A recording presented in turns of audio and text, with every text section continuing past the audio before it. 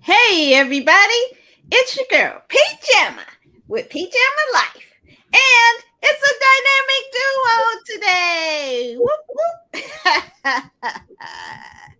All right, today, well, why don't we first introduce the guru of all things Star Wars, Professor of the Star Wars galaxy. Let's say hey to David. Well, hey, hello, Pajama. Hello, our fans, our loyal fans tuning in tonight. Great to be with you. It's Oscar season. The Ides of March are almost upon us. So let's get into tonight's fun fest of films and fantasy. Well, since last Friday was Drink Red Wine Day, but today we're into Lent. So, and Nope. I have my. We're not singing UB40 tonight. Red, red wine. Oh, Lord. Ah, Once again, the trip back to the 80s, 90s begins. I never But left. first, I never we left. we got to trip a little maybe further back. And the new movie, Oscar nominated for Best Cinematography, let's take is Empire of Light. We won't have any clips, so we're just gonna dive right in. So, Okay. David, what? Tell me about your thoughts on Empire of Light. You know, in a word, moving. I really was touched by this. Maybe you weren't touched the same way. Uh, I liked it. I thought I did enjoy it. Good cast. Uh, just enjoy the story. I was kind of surprised as you that that's my take, but I got in it. I grabbed the popcorn and I said, "Let's go." And I enjoyed it. I thought it was really lovely. Well done. I don't know how I feel about it. Um, I think they threw in an element of race that I wasn't expecting and not Yeah. really like prepared to watch in a movie like this. So that kind of threw me, and I was like, why they add that in there? I don't want to, because I didn't think she was very nice character. It's Olivia Colman, Right. and the young man Michael. Oh, I wish I had my thing to look up his name. And it's the story of this seaside movie house in England around the time of when all in the 80s, when all of the rise of Nazi skinheads was happening. There was a riot in Brixton, I believe, and it was like a lot of unrest. And so a woman who has some mental health challenges is working there. It's all about kind of like the work there, but then it also has this element of mental illness. And so it was like these kind of stuff. I was like, wait a minute.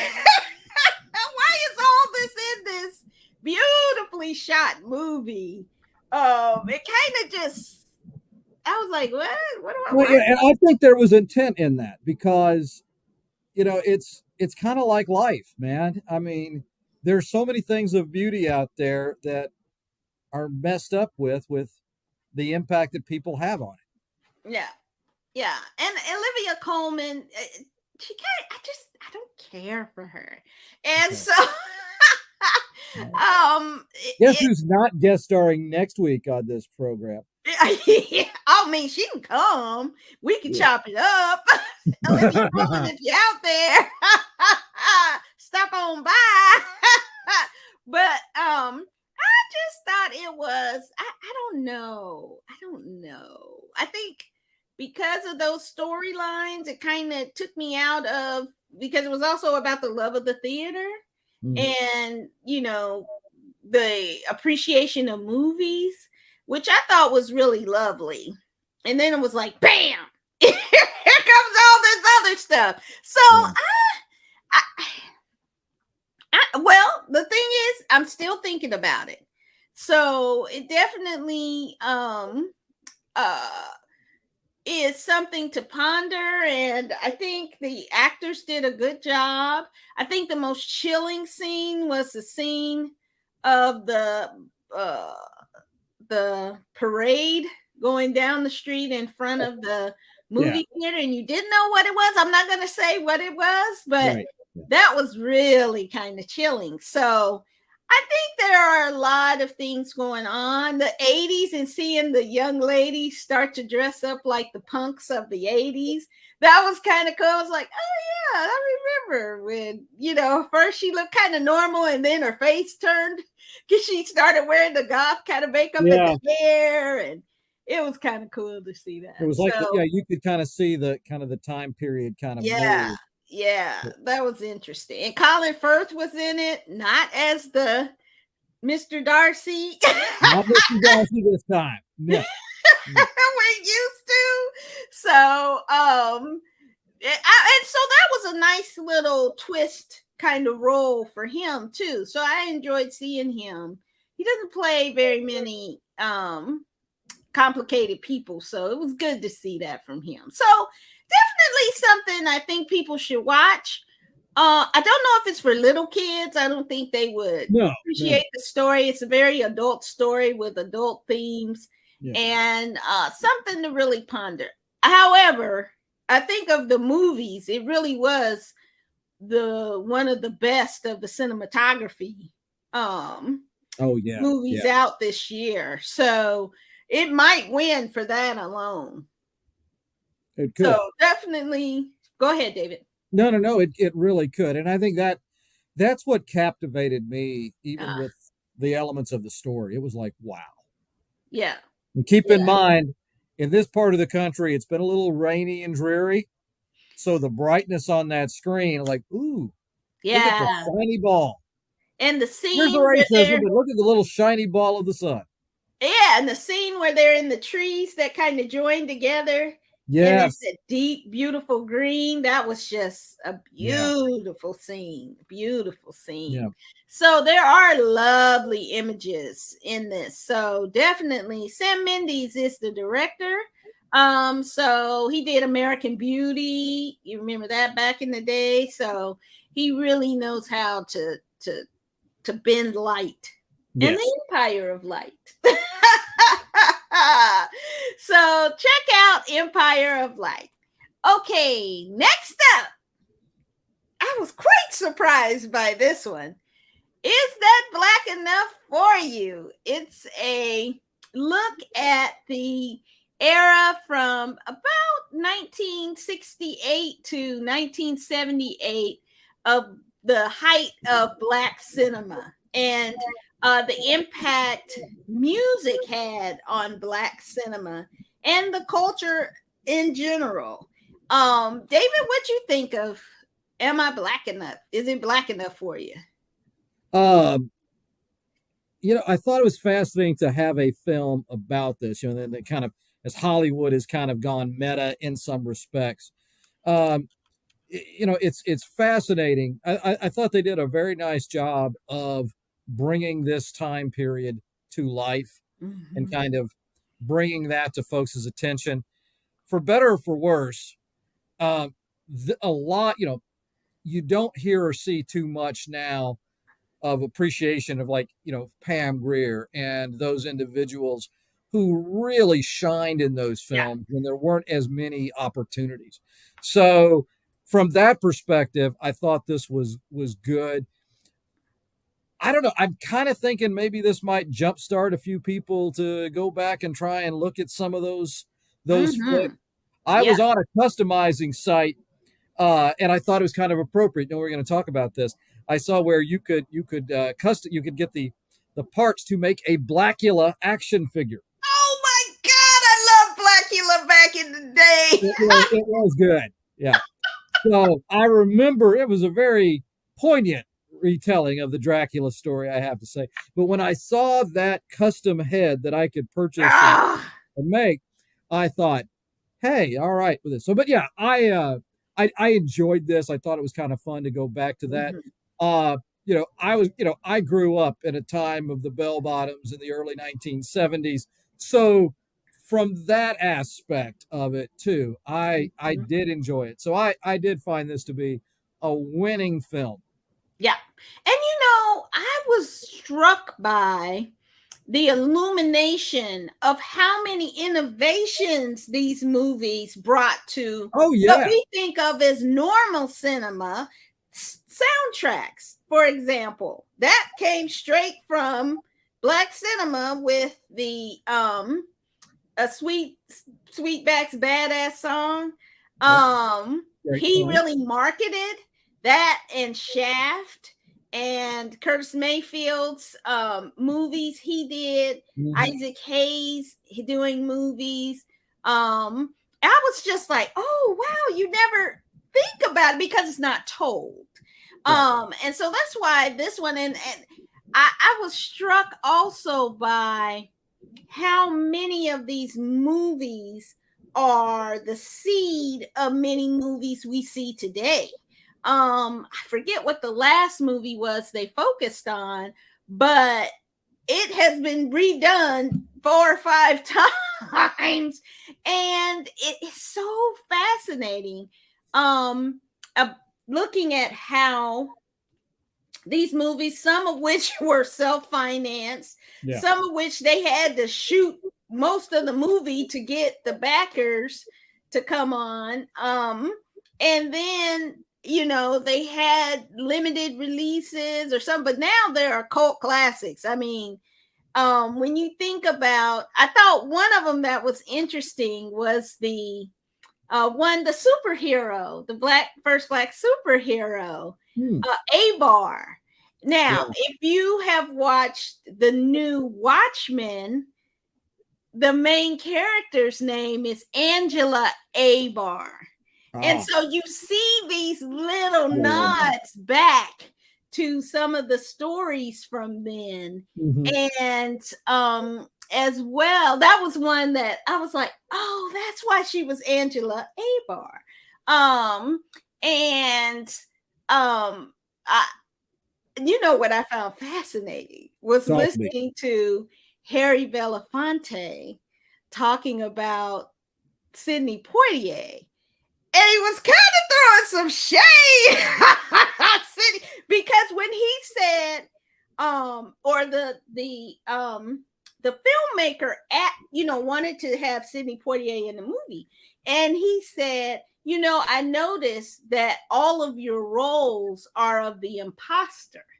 That just blew my mind when I thought about what he was saying. He was always portrayed one way, but he was really something else. So Mm. he was always what we call code switching. And so and I thought that was a fascinating take on his movies. And when you think about it, you go, yeah, that, that is right. And I have to think of the in Atlanta this season, Yeah. they did a kind of a take on the spook who sat by the door, to the goofy who sat by the door, Mm. and the goof, I think it might have been, which was a nod to that movie. And I want to really go back now and look at some of these groundbreaking movies. If you have a chance to watch Cotton Comes to Harlem, and then there was a second movie, which I liked even more, Come Back Charleston Blue. Mm. Um, and those were, I believe, Chester Himes novels. Um, those are fascinating movies about Harlem and about life in New York City back then. The New York City y'all see now, young people, that's not the New York City we grew up Yeah. with. But Harlem, that you see now is completely gentrified compared to what Harlem was back in the day. But I think there's so many innovations. I think it blows your mind to watch this. And at first I was kind of like, I'm not really in the mood. And then after like the first scene or two, I was like, riveted. Mm. uh, that was a take if some of you got that from uh, Cleavon Little. So, anywho, go definitely watch. Is it black enough for you? Because it is definitely black enough. And it is also American history. Very So, much so. Well because said. Black history is American history, and you will be able to understand more about entertainment and what our grandparents, parents had to do in order for you today, Jay-Z, Beyonce, these famous people, Michael B. Jordan, these people you think about are all standing on the shoulders of these great filmmakers. So definitely check it out. I think we both agree, right, David? Oh, definitely. Yeah, you All really see that. right, next up. I can just talk about that forever, but we have to move on because we got a lot. Let's take uh talk about the Bad Batch. David, you're our resident guru of all things Star Wars. What'd you think of this week's episode? You know, this week I really enjoyed this week's. I mean, it was kind of a, it finished the arc from last week, but in many respects, I mean, it was just it was a old fashioned, just kind of an episodic. Yeah. You know, here's the plot. What's going on? Let's do some good. I thought it was fun. I thought it was really well done. Um, I would have to say some of the last few episodes have been very entertaining. Hmm. And again, and hey, for me, it didn't mess with canon. It Yeah. didn't. I didn't have to stop and say that. Hell, back to Order 66. Yeah. No, I don't have to get into that. I don't have to get. No, this was just, hey, here's some bad guys in the universe, and let's stop them, and let's write this. So let's go back to mining and whatever we need to do here on this planet. And I thought it was fun for again this episode. I thought it was, I wouldn't say a knock out of the park, but a really entertaining cleansing of the palate. Like just like a nice sorbet on a mildly warm day. Yeah. It was cute. I thought this was like a nice, yeah, like a moose bouche. Ooh. As it were. It was a nice little episode with some good messages. And you're getting to see more about the influence of the empire, how it's kind of darkening everything, and a lot of how children are being abused and misused in the galaxy. And so it's good to see that some simple messages about, standing up for what's right and helping out people who are in need, And so it's a simple thing, but,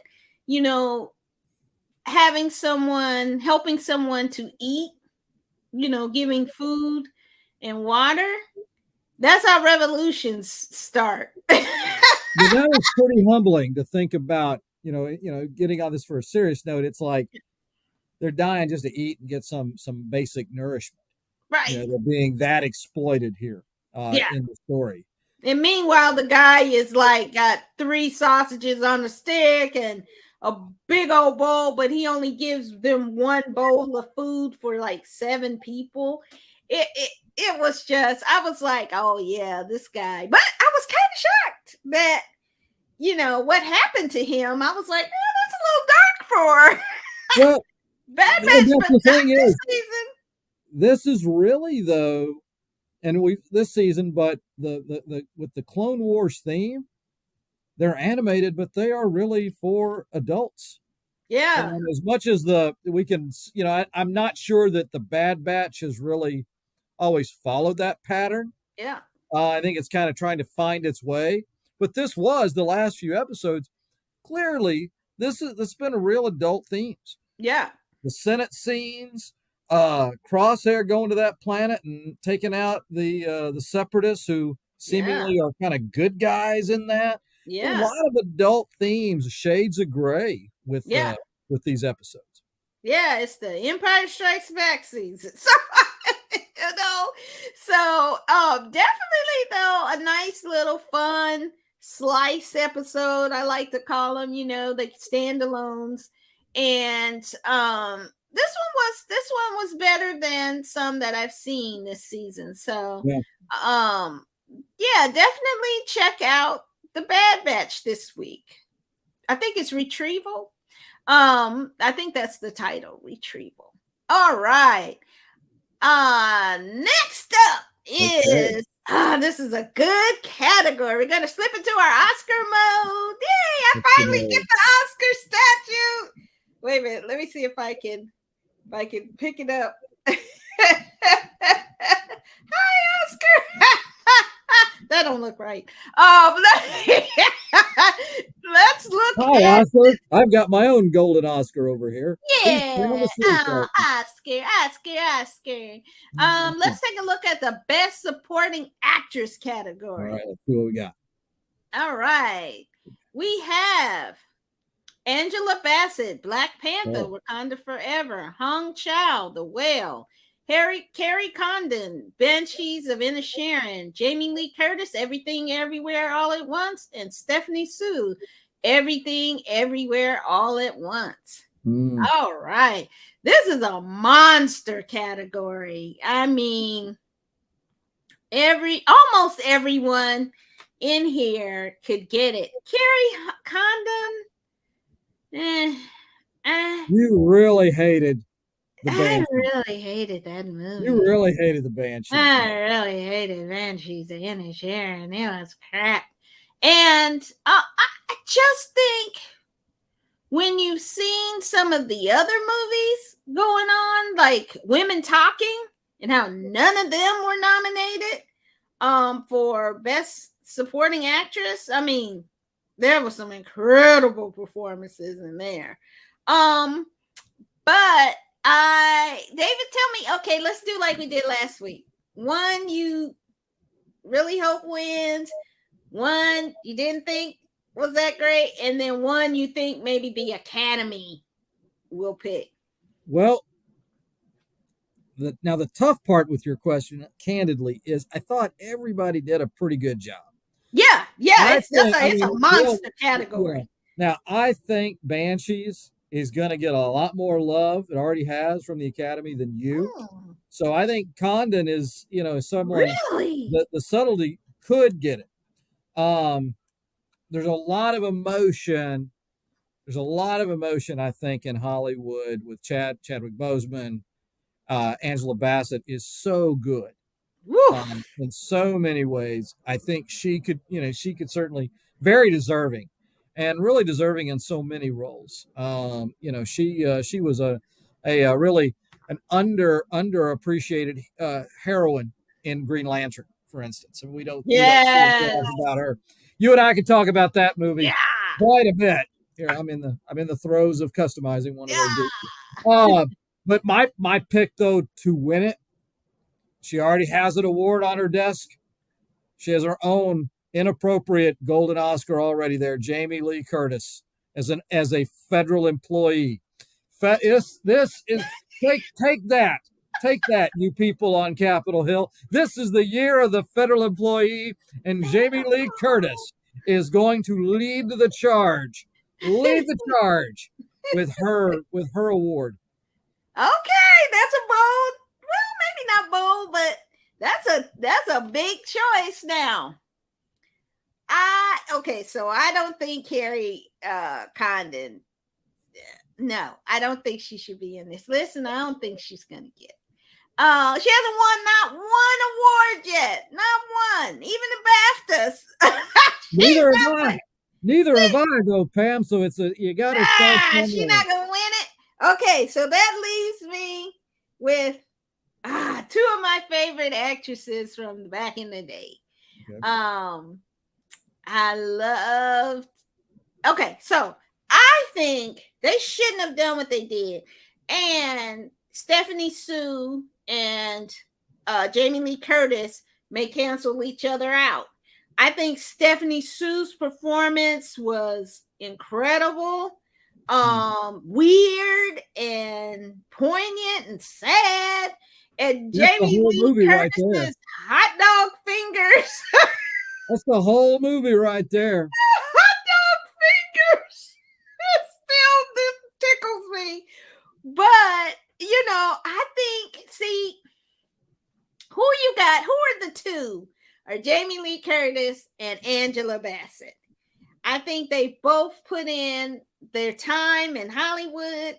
I think they're both great actresses. Jamie Lee Curtis, Halloween, but my favorite movie is Trading Places with her in it. So she's been in the game. It might be time for them to recognize her, but I have to say, Angela Bassett, former Upward Bound student,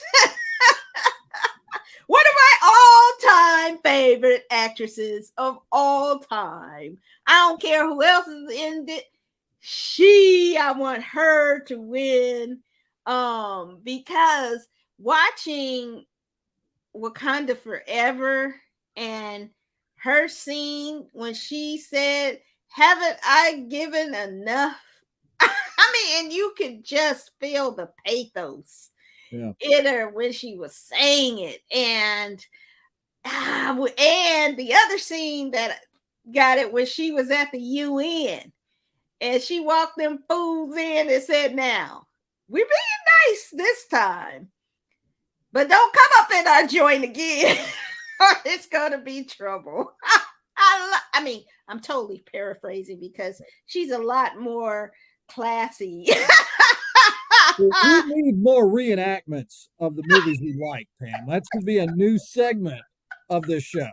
Let's get some budget for props, some wigs, some bad costumes, and we'll just paraphrase it out. I know. We'll just paraphrase it all. But I've loved her entire career. And I think not only is she deserving, I think this role really was deserving. And sometimes you don't always get that. They get like, I think there's a couple directors who are kind of like, it's their time, let them have it, da da da. So, but I want Angela Bassett to win, and she's won all the major awards. So it would be a complete upset if she didn't win. So let me just say this though, just as one caveat to your very strong endorsement of a tremendous actress in Angela Bassett. There's only one nominee in this impressive category that guest starred on an episode of Buck Rogers in the 25th Century with Gil Gerard and Aaron Gray. And that was a good. I still remember her sitting in the prison talking to the dude and saying, "What do you mean they don't have women? Do you know what they would do to one another?" I still remember that. I remember things. I love Buck Rogers in the 25th century. Yeah. Hi, Pam. And with Bitty. Bitty. And then there was the girl one. Hi. But there was only one who burned up a dude's car. Lit his whole burned up a dude. fire. She burned up a whole dude in that one of those last Friday the 13th or whatever it was. Halloween's. So, but not the car.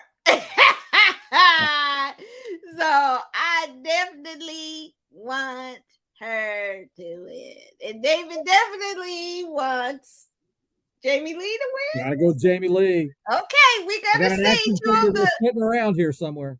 Yeah, two of the actresses from the 80s and 90s, two of the older ones. The young ones got time. Stephanie Sue, she got time. That's right. And, Kelly Condon, no, this might be it for her. She lucky. She lucky. That's all I gotta say. So, but that's the category. That's one of my favorite categories.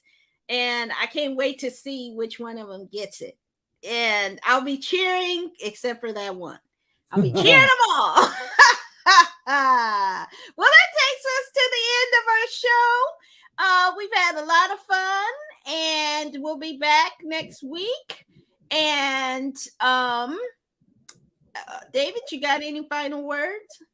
I just want to wish everyone well. And, usually at this time, our colleague who's not here tonight, Pat, will go on and speak eloquently about attending the movies in person. But you know what, ladies and gentlemen? I did that just last night. What? It was pretty awesome. What It did you was. see? I saw Quantum Mania. Oh man, you went to see it without me. I saw it. I'll see it again. If we go to the Alamo Draft House, I will see it again. That was a wild, fun experience. And it made the entire aspect, the movie, the theater experience was much better as a whole than if I had just watched that particular movie on my TV, or maybe even watched it at a different theater.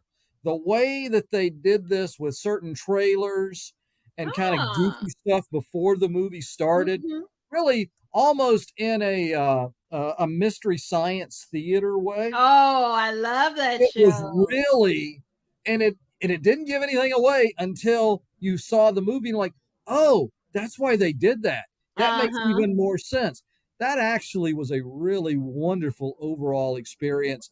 So I say to you, whether it's a drive-in, whether it's a old school traditional theater, or something where you can, do roller skates, or they'll bring you chicken tenders to your seat.